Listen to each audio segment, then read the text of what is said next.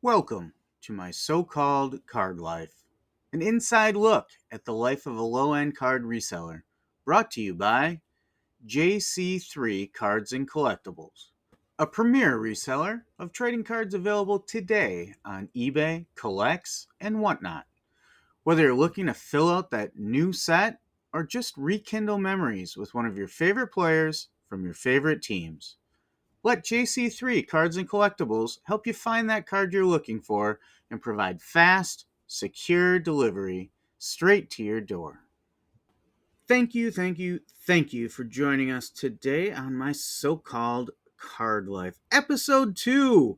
If you caught our first episode, thank you very much, and we appreciate you coming back for another episode. If it's your first time here, we hope you enjoy a look into the life of a low-end card reseller.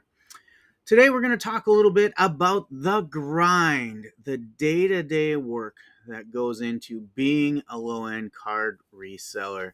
And as always, it was another busy week.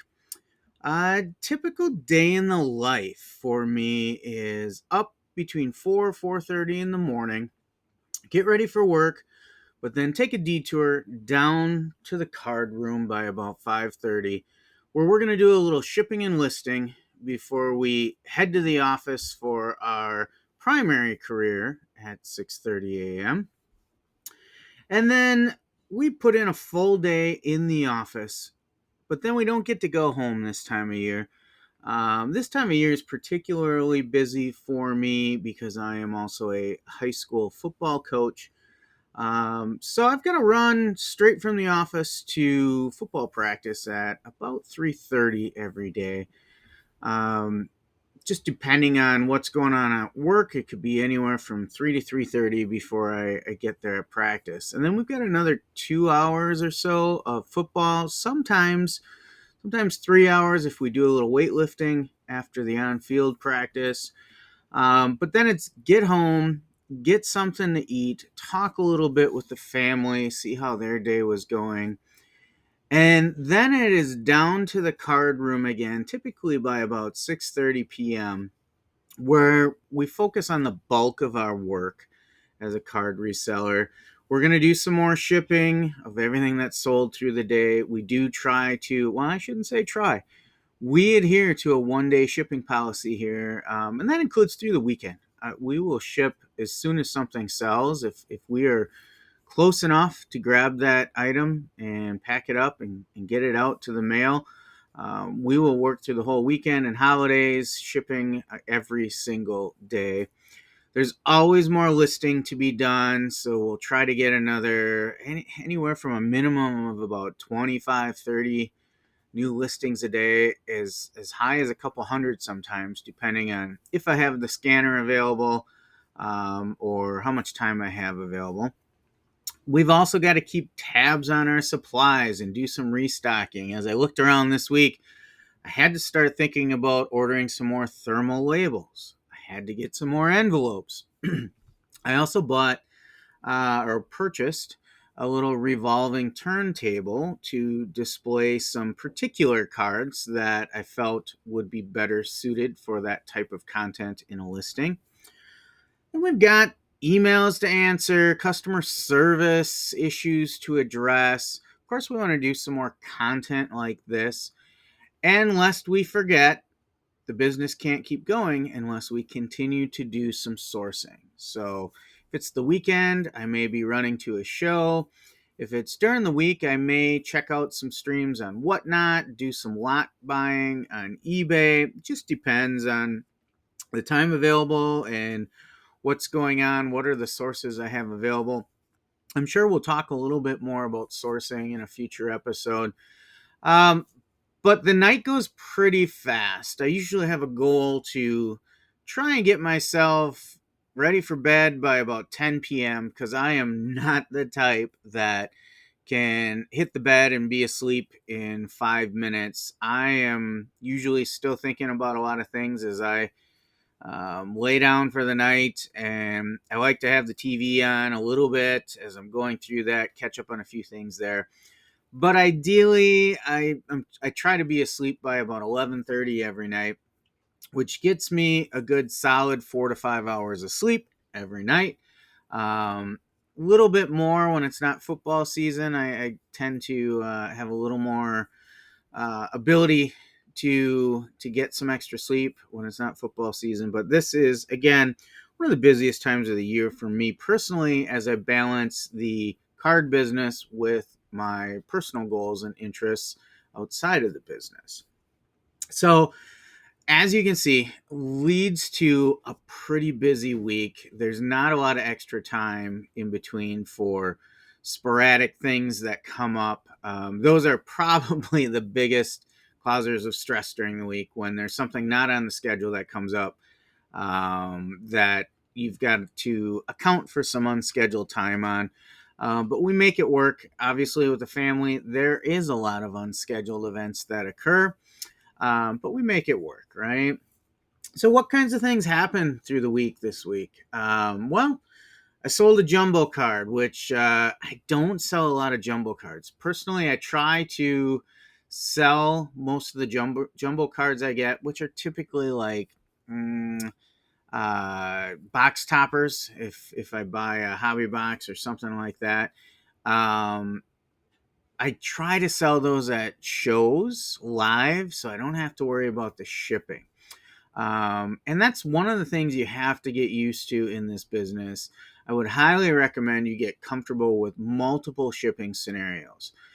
Trading cards come in all different sizes, all different thicknesses, and there are categories of shipping requirements for different cards that you really need to get familiar with. You can't ship everything in a plain white envelope.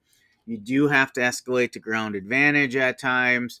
You have to use different size mailers. For example, with this jumbo card, I used a 6x9 mailer with no metal clasps or anything on it. And then I went with a 3-ounce ESE label. And I got to be honest, I get a little nervous with things like that. The guidelines for eBay standard envelope are a little open to interpretation by the U.S. Postal Service workers and by us as sellers. Um, there are size requirements, weight requirements, and then there is a rigidity requirement that is almost impossible to know exactly what meets the requirement. Essentially, you want to try and go for a guideline that, if it's going through the automated sorting machines in the U.S. Postal Service system, the envelope needs to be able to bend in half. Well, how do you do that with a 6x9 mailer with a jumbo card that's filling the majority of it, and in a semi-rigid top loader? You can't exactly bend that perfectly in half. With a standard 2.5 by 3.5 card, I'll use a number 10 envelope. I'll put the item far to one side, and then the envelope actually can bend in the middle as it goes through a sorter. But with these jumbos, you can't quite do that. So that becomes a little bit more of a challenge. So I get a little nervous with those. Fingers crossed we sent that one through. Hopefully it gets through. I know I've talked to other sellers, and they say they sell jumbos all the time and they don't have any issues.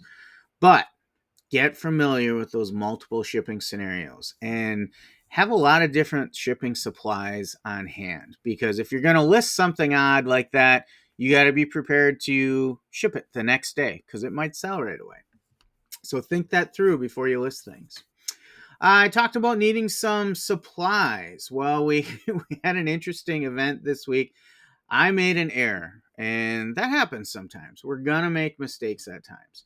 So I talked about shipping ESE orders in a number 10 envelope. I needed envelopes. Went out and ordered 900 envelopes. And wouldn't you know it, I wasn't paying attention close enough when I ordered those. And I ordered number 6 envelopes instead of number 10. I've used number 6 before. I actually started the business with number 6 envelopes. Intuitively, it made more sense because it was less extra paper on an envelope, more fit to size. But I did tend to get things returned from the USPS based on that rigidity. You can't fold an envelope in half in a number 6. So getting these 900 number 6 made me extremely nervous. I did use a few of them to send some things out, but every time I did it, I started thinking about some of the returns I would have from USPS early on in my business that were virtually eliminated when I switched to number 10. Rarely do I get a number 10 envelope returned to me for any reason other than receiver address issues, which are, completely out of my control. Um, but I got these 900 envelopes in number 6. I gave it a try and I said, nope, too much anxiety using those. So then I went about trying to find a source to sell those off.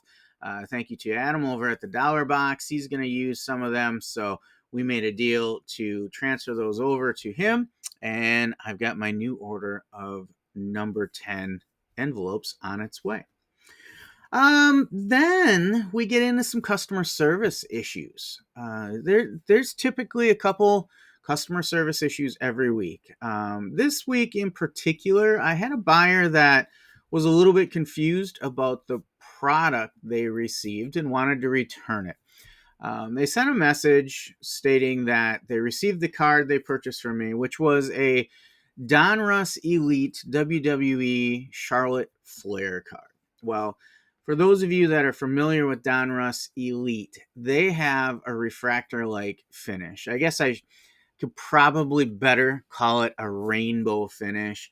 It's a Panini product, so refractors typically reserved for tops. Well, not necessarily. They both have refractors and rainbows. So that's not necessarily accurate. But anyway, this Donruss Elite card, I listed it with a basic title. What was it? 2022, I think, Donruss Elite, Charlotte Flair. Nothing in the listing indicated it was any type of a parallel. But in my image of shiny finishes, refractor finishes, I always like to catch some color in them. And this particular one reflected a little bit of a pinkish hue as it bended the light, right? So the buyer sent me a message saying, hey, this, I see pink in there. I thought I was getting a pink parallel. This is not a pink parallel. This is a base. And I reached back out to the buyer and I said, hey, I'm sorry for the confusion. This was listed as the base. You're seeing the refractor finish on there, but it is not a pink parallel, nor was it listed as a pink parallel. And I did give them the option to return it. We do offer free returns here at JC3 Cards and Collectibles. And the buyer took me up on that. But this one I thought was a good example because not only did I make the situation right by accepting a return on the card, which the card arrived in a couple of days, provided a full refund on the purchase. But I also attempted to educate the buyer a little bit because the buyer had also indicated in their email that they had bought a couple cards from other sellers and the same thing had happened. So I really felt like this buyer needed to understand that Donruss Elite looks like a refractor, has a lot of different colors in it. Pink is one of them. But unless it specifically is listed as a colored parallel, don't expect it to be a color parallel. So in the end, we had a good exchange. Hopefully, I was an aid to that buyer on future purchases, and all was well and good. We got the card back and refunded it. On a bright spot this week, we sold a Gene Tierney Memorabilia card for $13. Who's familiar with Gene Tierney? And that's what makes this such a fun purchase.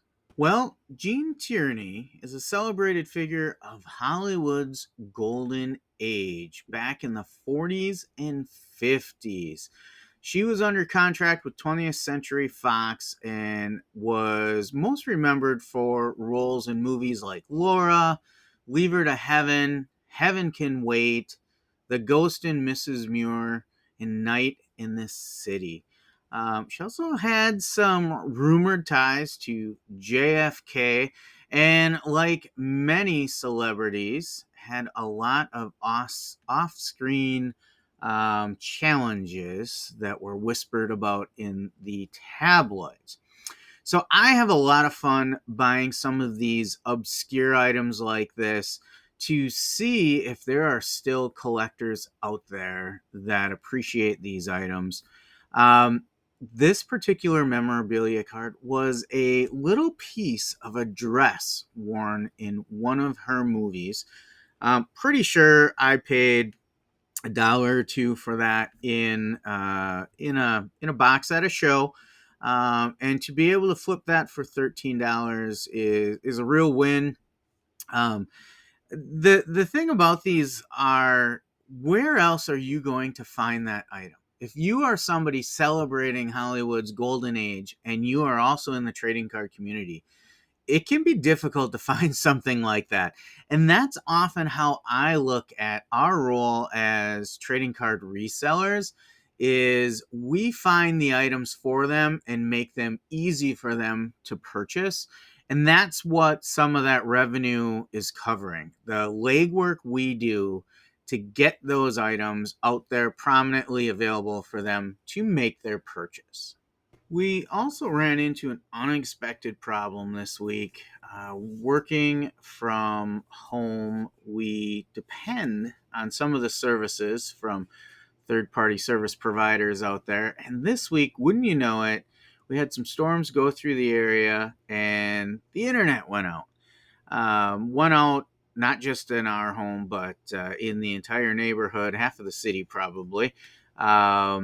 We also had some power outages during the week, but that presents a problem, of course, when you have the aforementioned schedule you were planning on, and you had some listing time planned in there, and suddenly your internet is out and you've got to figure out a plan B.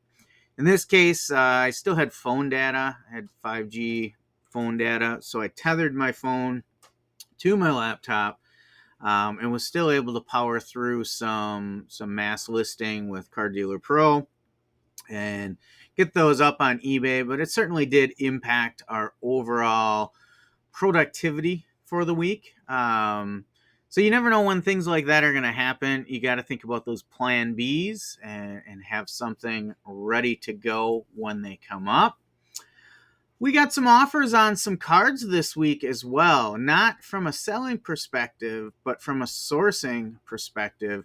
In some groups we're in, we often get solicited some cards they picked up that maybe aren't really their forte, that they got in large collections, and sometimes those are sent your way, if you're known as someone that deals in those types of cards. This week I got an offer for 1990 Topps Simpsons cards for, I believe it was $13 delivered.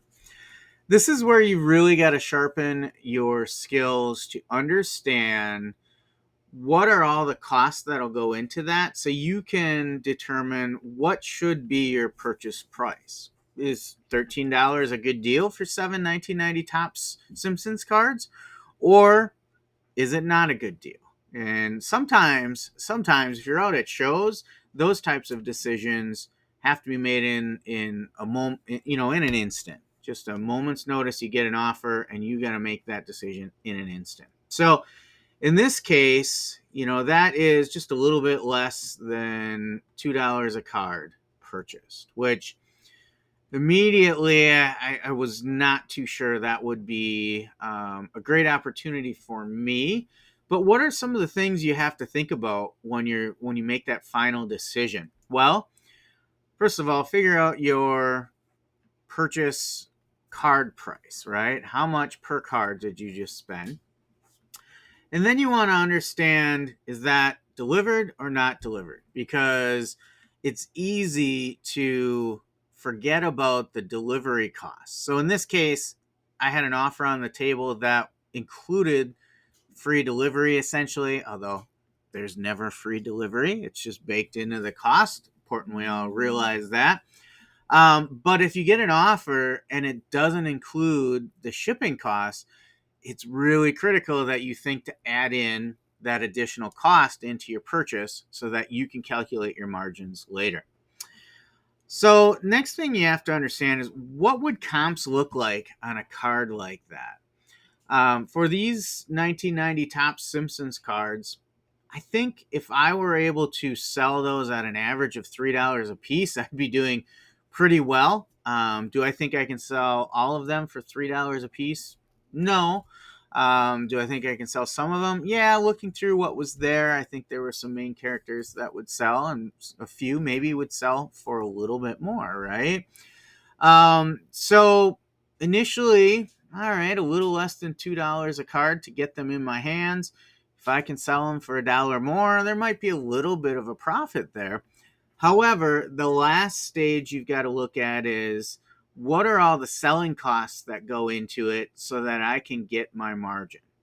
So you are now going to have your listing fees if you have them, your shipping supplies cost, your postage cost to get them out if you're not passing it through to a customer. And in my case, when I put it into my model, I looked at, if I purchased those 7 cards, sold them at an average of $3 each, and sold all of them, the end of the day, I would probably have a net profit of about 2 cents. So I passed on that deal. Those are cards that I think I would, if I were to jump in on that, I need to be getting them at probably 50 cents or less in a bulk buy, something like that. For the stickers and some of the main characters, I might pay $1 for some of them.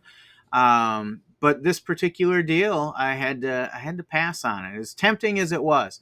And that's one of the things, as a reseller, you have to start retraining your mind to not fall for the excitement of a trading card in a topic you really enjoyed. So, of course, I remember The Simpsons. I remember when they came on the air. I was a big fan early on. So I get excited when I see, oh, some Simpsons cards available, and my mind says, get those, get those, get those. Right? I'm thinking of Tommy Boy, right? I'm like, JoJo, the idiot circus boy. But you gotta slow down, control the heart rate, and think through the business model on that. What is the margin I can expect on that purchase? And what is my go or no go point for a purchase price to hit the model I need, the margin I need to hit in my model? So I did pass on that. It was kind of hard because Simpsons cards are a lot of fun, bring back a lot of great memories, and that's part of why I do this, just the memories. But in the end, if I'm going to be a reseller, I need to make a margin on that, right, for all the work I put into it. And then, of course, we had our Wednesday night YouTube live with Adam over at the Dollar Box. That's right, the Dollar Box live every Wednesday night at 8 p.m. Central. Adam and I go through a whole lot of news, nonsense, and knowledge, with Stu leading the charge. So we went 2.5 hours this week. It was fairly long this week, and we talked a lot about a lot of topics. We talked about sourcing from the national and the scope of what we sourced from the national, and not really having a need to hit more shows for a couple months. We talked about the progress of Card Dealer Pro, cross listing between eBay, Collects, and whatnot. We talked about live selling a little bit. That's been a recurring topic on our show for the last month or so, as live selling really picks up momentum. We talked about eBay Live versus whatnot, the setup and the requirements of each. And then we talked about the uniqueness of the non-sport card market and the differences in buyer behavior. We talked about, there seems to be less haggling over price in the non-sport card markets versus in the sport market. It's pretty well expected that people are making offers and wanting to haggle on every item. So if you missed our show, head on over to the Dollar Boxes channel and watch the Dollar Box live, or you can also pick it up off of JC3 Cards and Collectibles. If you go to our playlist of videos, you will see we've got a playlist for the Dollar Box Live. So that was our week that was here at JC3 Cards and Collectibles. Pretty busy week. That is pretty typical of every week. Some highs, some lows, some new experiences, some good conversations in the community. So really enjoy it from week to week. It's never a dull moment. I did want to talk about one more topic today, as we've been kind of talking about the journey from start to finish of becoming a reseller, a trading card reseller. We talked last week about how my journey started and how we started up the business. I thought we would kind of take step 2 in that journey today and talk a little bit about selecting a platform or venue to sell your trading cards. So you've got your inventory. You've got a little bit you've built up over the years, or maybe you just bought somebody's collection and you've made that decision that you want to be a trading card reseller. One of those early decisions you have to make is, how am I going to sell this? What venue am I going to use? What tools am I going to use? What locations am I going to try and sell in? And that's an important decision, because one, you want to make sure it fits your goals and your personality as a seller. Two, you want to make sure that it's going to fit your business model and the margins you're looking to find on that. Now, again, we always speak from the frame of low-end card sellers. So $1.99, dollar cards, things like that. We're not talking about the big money cards. That also affects where you're going to sell. There are selling platforms that are much more suited to high-end cards, and selling platforms that are suited to the low end or just your average card as well. So a couple of the options that I know we looked at, and I would encourage you to think about as well. Just a short list here. There's eBay, which is kind of a monster in the market. Like, it's got a big reach. It's well known. I remember when eBay started up, I shied away for years thinking it was the wild, wild west, and I didn't have a lot of trust. They've come a long ways in providing seller and buyer protections on there. And I think you can work on there with a sense of safety now that there are standards that are going to be upheld, I should say. Facebook is another option. Facebook Marketplace. Now, that is a little more like the old wild, wild west, in my opinion. Do you want people showing up at your door to pick things up, or do you want to get in your vehicle and meet them someplace? It's a little more work with that. ComC is another positive choice there. ComC stands for Check Out My Cards, and really they do all the work for you. You send them a pile of cards, they'll find the matches, they'll list it, they'll sell them for you. Of course, they're going to want to get paid a little bit more for that, and why wouldn't they, right? Whatnot is all the rage right now. They have both live selling and buy it now marketplaces, so you have some options there. But really, whatnot is known for, and what I believe they really want to be featured as, is that live selling platform. Collects is another option. They are centered a lot more towards collectors. In fact, your listings out there are in what's called My Collection.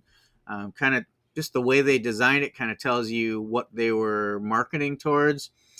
Buy Sports Cards is another platform I've looked at. That can be really good at selling really low cost cards. So with each platform, there's kind of a bottom selling point where it no longer becomes financially feasible to list and sell through their platform.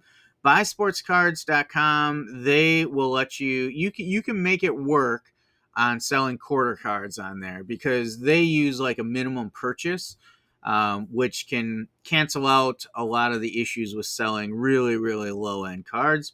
And then there's live card shows as well. Don't snooze on those. That market is still alive and well these days. We're fortunate in our area. We have a card show pretty much every weekend. I participate in two shows regularly. One is a large kind of regional, sub-regional card show here in Green Bay at a very large venue. The second is the Goat Card Show, which Adam and I are part of an LLC that we actually promote that show and put that one on. We have it quarterly at the historic Riverside Ballroom. So those are really the only two live card shows that I do. So quarterly, I will attend one as a seller and I do one as a promoter. And of course, I set up a table as a promoter as well. So what are the things you got to think about when you are deciding on a platform? Well, in my opinion, I think you have to think about their reach. You got to think about that platform's reach and specifically their marketing. Is this a platform that is going to get my items in front of a large number of people and really give me an opportunity for high volume sales? Remember, as a low end card seller, you're not making a lot out of each card, so you've got to sell volume to make it viable. The second thing that you want to think about is their cost structure. What are their fees for selling my items? If you're not careful, you can basically sell cards where you are paying people to take your cards for you. You've gotta pay close attention to that fee structure. And typically there are fixed fees and there are variable fees. And then of course there's the shipping fees that you have to think about as well. So think about the reach, think about the cost, and then finally, I think it's important to think about the user experience. How easy is that platform to work with? How is their customer service? If I am new to buying sports cards, is this a platform that a novice, computer user or app user on a phone is going to easily be able to navigate and purchase cards from? Because if not, they're probably not going to be back, right? And return buyers are huge in this line of business as well. So think about their user experience for both you as a seller and for the buyers as well.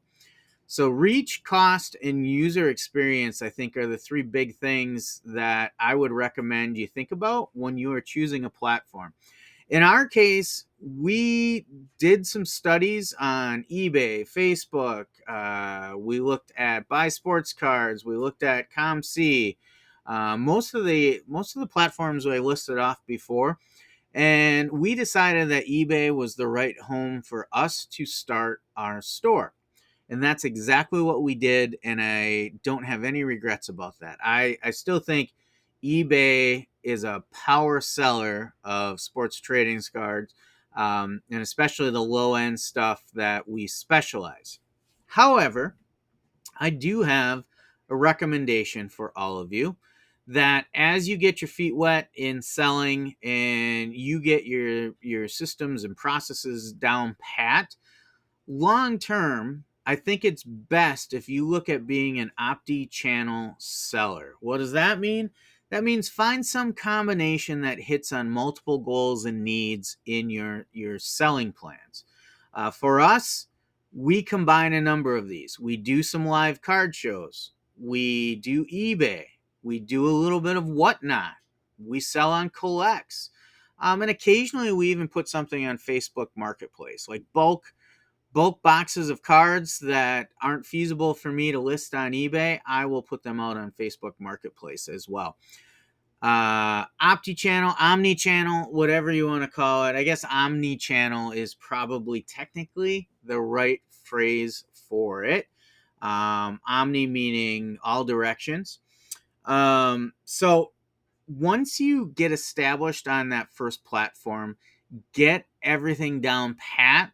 Your back office stuff is most important. How you ship your cards, how you source your cards, how you list your cards.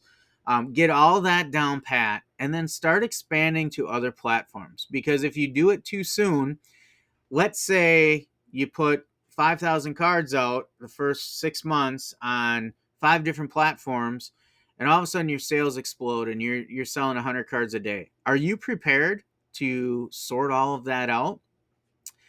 Probably not, unless you have got all your back office processes rock solid and ready to go and repeatable. That's something we'll talk about more as the show goes on, and in subsequent weeks we'll talk more about some of our individual processes and equipment and how we handle that. But keep that in mind. Always be forward looking. Where do you want to go versus where you're at today? And I think long term you want to get into that omni channel selling. Well, that's our show for this week. We went a bit longer this week. We had a lot to talk about. As we start to talk about the grind of the week, those conversations are likely to get a little bit longer, but we want to make sure we give you a topic of the week that is instructional and informative as well. So, 30 minutes might be kind of that norm for us on the podcast here. We'll see. Tell us what you like. Are we getting a little too long? Do we need to be shorter? Or is this a good format for you? Do you like to hear a little bit about the grind of the week, and then how much do you want to hear about topics of processes in this business? So again, thank you for joining us here. We appreciate having you here. Remember to check out all of our listings at JC3 Cards and Collectibles. Fast, secure shipping at fair prices for all of your trading card needs. Until next time, take care of each other, and we'll talk to you soon.